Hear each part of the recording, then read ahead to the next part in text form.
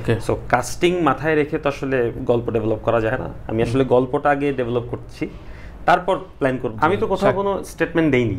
না, video statement পাইনি, কিন্তু লেখা আছে অমি বললেন, শাকিব খান বললেন, আমি কোথাও মানে লিখিও নাই। যাক, ওইভাবে ক্যালকুলেশন করে প্ল্যান করিনি যে এইভাবে করলে আমার টাকা বেশি আসবে, এভাবে করলে টাকা কম আসবে। আমি আসলে কখনো ভাবিই নেই যে আমি আসলে এই প্রফেশনে থেকে হয়তো বা নিজে একটা গাড়ি চালাবো, বা আমি নিজে হয়তো বা এত বড় টিম নিয়ে ফ্যামিলি নিয়ে ভালো থাকবো। ভাবিনি যে আমি আসলে ডিরেকশন দিলে কত টাকা পাবো, সেটা দিয়ে আমি আসলে কিভাবে চলবো বা কিভাবে কি হবে। আমি MBA কমপ্লিট করার পর ডিরেকশন স্টার্ট করি, এবং আমি আসলে পুরোপুরি ইমোশনাল হয়েই অফিস দিয়েছিলাম।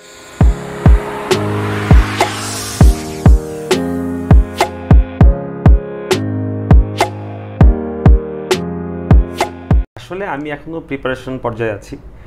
অ্যানাউন্সমেন্ট দেওয়ার মতো কোনো জায়গায় এখনো যাইনি, সেজন্য কোনো অ্যানাউন্সমেন্ট দেইনি। আচ্ছা। তবে আমি সিনেমা নিয়ে ভাবছি, সিনেমার প্রিপারেশন নিচ্ছি, গল্প নিয়ে কাজ করছি। আমার কাছে সবসময় বরাবরের মতোই গল্পটা আসলে আমার কাছে মেইন প্রায়োরিটি। সো আমার গল্পটা ঠিকঠাক মতো গুছিয়ে ফেলার পর আমি আসলে চিন্তা করবো যে আমার এই গল্পের সাথে ফিট ইন কে। ওকে। সো কাস্টিং মাথায় রেখে তো আসলে গল্প ডেভেলপ করা যায় না। আমি আসলে গল্পটা আগে ডেভেলপ করছি, তারপর প্ল্যান করব। আমি তো কোথাও কোনো স্টেটমেন্ট দেইনি। না, ভিডিও স্টেটমেন্ট পাইনি, কিন্তু লেখা আছে অমি বললেন, শাকিব খান বললেন, আমি কোথাও মানে লিখিও নাই। যাক, ছবি নিয়ে আমি একটু আরো পরে আসবো, তার আগে একটু বুম ফিল্মসে যেতে আসছি। জি।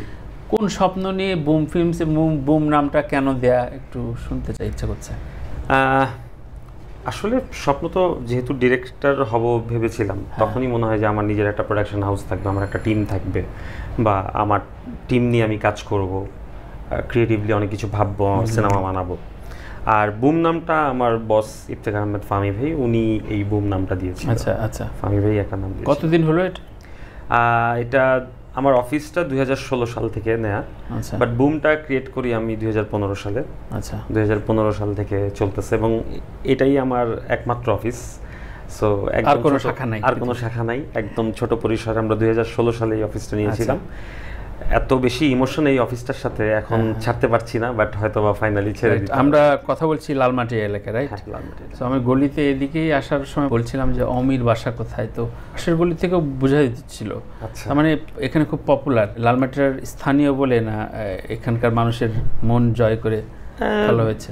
দুইটাই, যেহেতু আমার নিজের এলাকাই এখানে, ধানমন্ডি শঙ্কর জাফরাবাদে আমার বাসা, আমি এখানকার স্থানীয় ছেলে।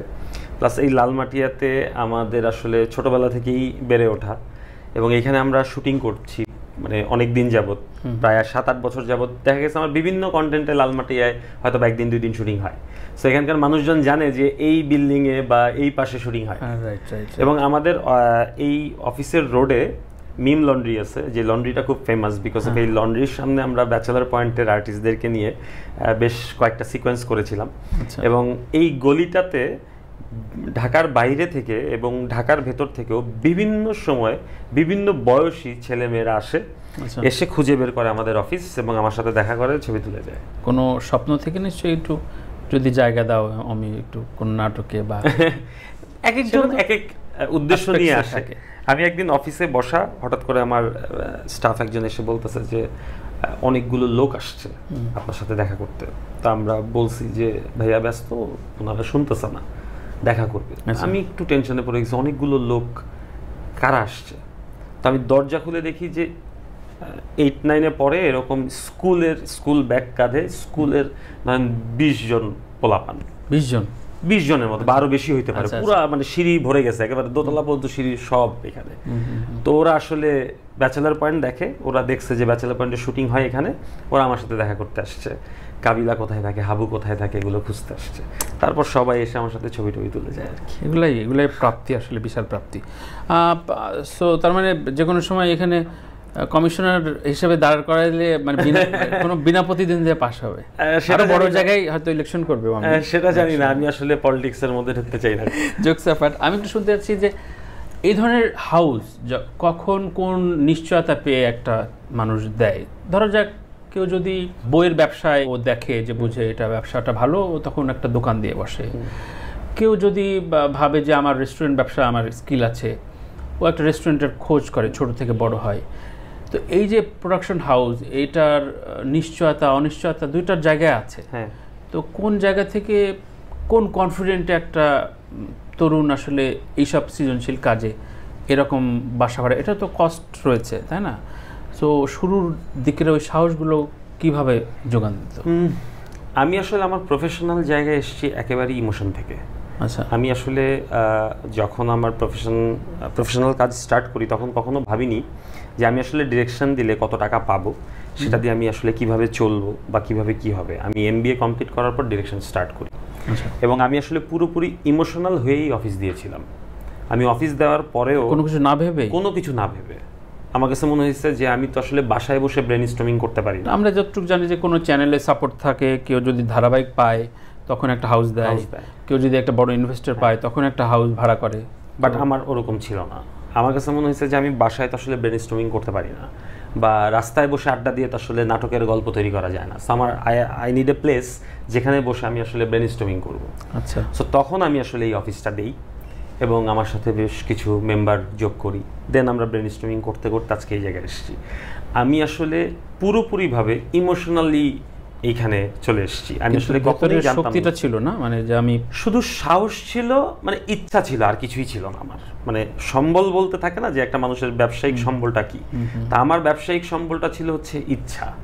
আচ্ছা, এই ইচ্ছার জায়গা থেকে আমার এত বেশি ইচ্ছা ছিল যে আমি ডিরেকশন দিব, আমি নাটক বানাবো, আমি ওয়েব সিরিজ বানাবো, ফিল্ম বানাবো। ওই ইচ্ছার জায়গা থেকে আমি আসলে এখানে চলে এসেছি। আমি আসলে কখনো মানে ওইভাবে ক্যালকুলেশন করে প্ল্যান করিনি যে এইভাবে করলে আমার টাকা বেশি আসবে, এভাবে করলে টাকা কম আসবে। আমি আসলে কখনো ভাবিই নেই যে আমি আসলে এই প্রফেশনে থেকে হয়তো বা নিজে একটা গাড়ি চালাবো, বা আমি নিজে হয়তো বা এত বড় টিম নিয়ে, ফ্যামিলি নিয়ে ভালো থাকবো। সেই টিমের কথায় একটু আসে যাচ্ছি যে যেদিন শুরু হলো বুম ফিল্মস, তখন কয়জন স্টাফের ছিল, কয়টা ক্যামেরা ছিল?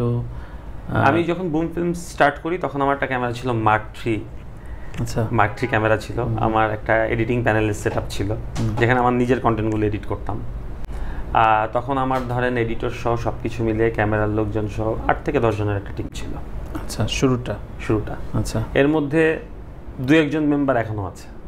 আচ্ছা, আর এখন বুমের আসলে এখন তো মেম্বারের সংখ্যাও বেড়েছে, বাট আমার সাথে আমার লাইন প্রডিউসার যে তৌহিদ, ও আমার ইউনিভার্সিটির ছোট ভাই, ও আমার সাথে একদম শুরু থেকে, মানে আমার অফিস একদম 2016 সালে আমি যখন অফিস নেই তখন থেকে আমার সাথে এখনো আমার সাথে বন্ধুত্বটা কাজেও লেগেছে। ও তো আসলে আমার মানে কাজ ছাড়াই আসলে আমার ছোট ভাই, যেহেতু একসাথে আড্ডা দিতাম ইউনিভার্সিটির জুনিয়র, তো এখন আসলে প্রফেশনাল জায়গায় একসাথে কাজ করি। আচ্ছা আচ্ছা, ও শুরু থেকে আছে। পলাশ আমার সাথে অনেক বছর যাবত, শিমুল আমার সাথে অনেক বছর যাবত, ওদের প্রত্যেকেই অনেক বছর যাবত আমার সাথে কাজ করে। তো পলাশ কি পরে ঢুকলো নাকি শুরুতেই ছিল? পলাশ আমার সাথে জয়েন করে 2017 দিকে। 17 দিকে। ওকে পেলে কিভাবে? পলাশ তো রুমেল ভাইয়ের সাথে কাজ করতো, ইশতিয়াক আহমেদ রুমেল ভাইয়ের সাথে অ্যাসিস্ট করতো।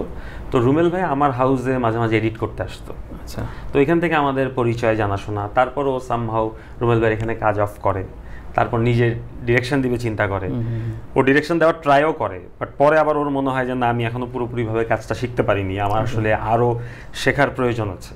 তখনও আমাকে বলে যে ভাই আমি আসলে কাজ করতে চাই, কাজ শিখতে চাই, তখন আমার সাথে জয়েন করে। নিজের জনরা ফিক্স করা যে আমি এই ইন্ডাস্ট্রিতে এটা চলছে, অনেকেই আসলে ওইভাবেই আসলে বিজনেসটা ফিক্স করতে চায় যে যেটা খাচ্ছে এখন। তো আমি আসলে নিজের জনরা যখন শুরু করলো তখন কি অন্যভাবে ভাবছিলেন নাকি না ঠিক আছে শুরু করি, মানে নাকি একটু ফিক্স করে যে আমি এইটা নিয়েই কাজ করব? আমি আসলে ভাইয়া টেকনিক্যালি কোনো কিছু করিনি, ওই যে আমি বললাম আমি ইমোশনালি করেছি। কারণ যখন আমি 2017 থেকে 17-18 দিকে ইউটিউবে তখন আমরা একটু রেগুলার কাজ করা শুরু করি। সো আমি তখন খেয়াল করে দেখলাম যে অনেক দিন যাবত আমি একই ধরনের গল্প বানাচ্ছি। আচ্ছা, একটু রমকম বানাচ্ছি, গার্লফ্রেন্ড বয়ফ্রেন্ডের ঝগড়া বানাচ্ছি। তো তখন আমার কাছে মনে হলো যে আমার নিজেরও তো একটা আনন্দের দরকার আছে। মানে আমি শুধু কাজ করে যাচ্ছি, অফিসটাও ভালো চলতেছে, একই ডে 5টা-6টা নাটক বানাচ্ছি, কিন্তু একই ধরনের জিনিস বানাচ্ছি। তখন আমার কাছে মনে হলো যে আমি নিজে আরাম পাচ্ছি না আসলে। তখন আমার কাছে মনে হলো যে আমি আরেকটু অন্যভাবে কিছু ভাবি। সেটা অস্বস্তিটা লাগে না? হ্যাঁ অবশ্যই, কেন লাগবে না। তো তখন আমার কাছে মনে হলো যে আমি একটু অন্যভাবে কিছু ভাবি। এই অন্যভাবে ভাবতে গিয়ে আমি তো ব্যাচেলার পয়েন্ট তখন মাত্র স্টার্ট করি, তখন আমি চিন্তা করলাম আচ্ছা ঠিক আছে, অন্যভাবে ভাবতে গেলে, জয়েন্টলি কোনো গল্প বলতে গেলে আমাদের এখানে সবাই আসলে এত বড় স্টার যে একসাথে সবাই স্ক্রিন শেয়ার করতে চায় না।